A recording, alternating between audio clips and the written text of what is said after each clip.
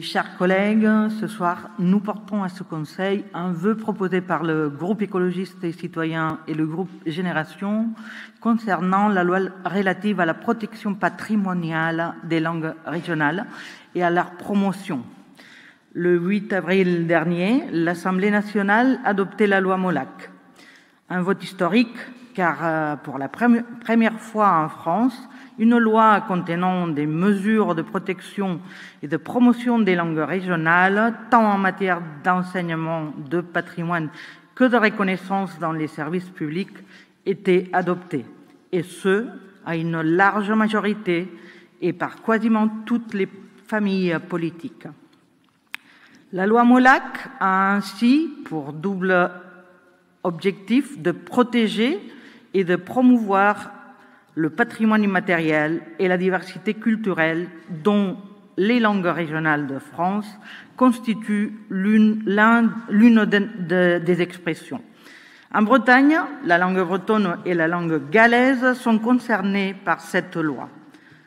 Ainsi, elle prévoit une modification du Code de l'éducation pour sécuriser le financement des écoles associatives, laïques et gratuites en langue régionale, notamment des WAN en ce qui concerne la Bretagne. La loi est enfin une reconnaissance de l'enseignement immersif. Cet enseignement, comme vous le savez, effectué pendant une grande partie du temps scolaire dans une autre langue que le français.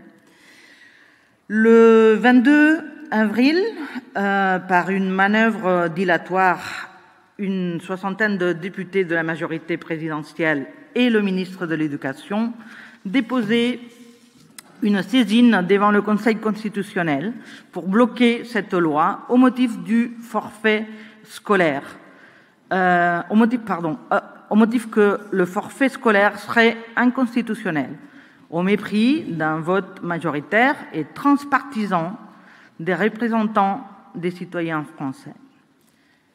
Le 21 mai, suite à cette saisine, le Conseil constitutionnel rabote partiellement la loi Molac.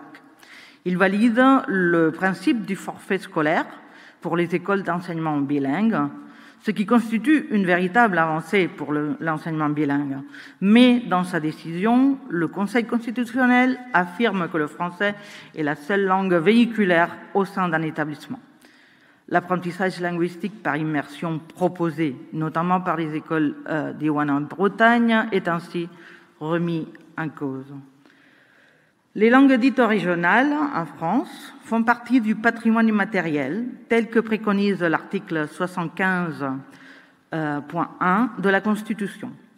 Elles ne sont pas des objets culturels figés appartenant au passé. Nous le savons bien ici à Rennes, car nous nous efforçons en partenariat avec un monde associatif dynamique de travailler en faveur de la valorisation de nos langues de Bretagne depuis longtemps, au travers des actions, notamment en matière d'éducation, de culture, de signalétique, etc. Les langues de Bretagne sont aujourd'hui classées parmi les langues en grand danger de disparition pour ce 21e siècle. Et ce n'est pas par hasard. Il est temps que l'État considère comme une obligation, au nom de l'égalité des chances de ses citoyens, de les protéger et d'en favoriser leur diffusion au lieu de les mettre en difficulté et de participer au final à leur disparition. Dans un contexte de forte diminution du nombre de locuteurs, l'immersion est un outil pédagogique nécessaire afin de permettre un meilleur apprentissage et une meilleure transmission de la langue.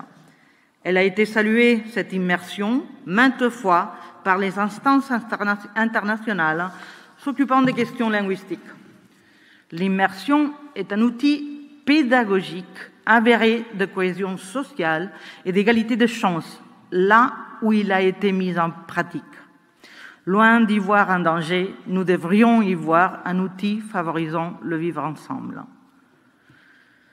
Pour les réseaux associatifs d'Iwan, qui est le nôtre, mais aussi pour d'autres comme Calandreta, Brassola et Castola dans d'autres régions, que nous soutenons et qui travaillent d'arrache-pied depuis des décennies, il faut des réponses claires, un cadre juridique sécurisant d'une fois pour toutes.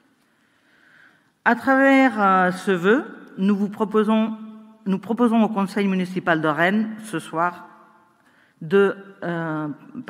à travers ce vœu que nous proposons au Conseil municipal de Rennes, nous demandons donc au Président de la République et au Parlement d'engager une révision de l'article 2 de notre Constitution. Nous nous joignons ainsi aux 140 parlementaires qui l'ont réclamé à travers une lettre ouverte publiée le 15 juin dernier.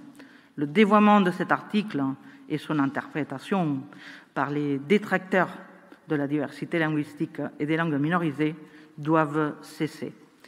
Il faut donc le modifier. Merci.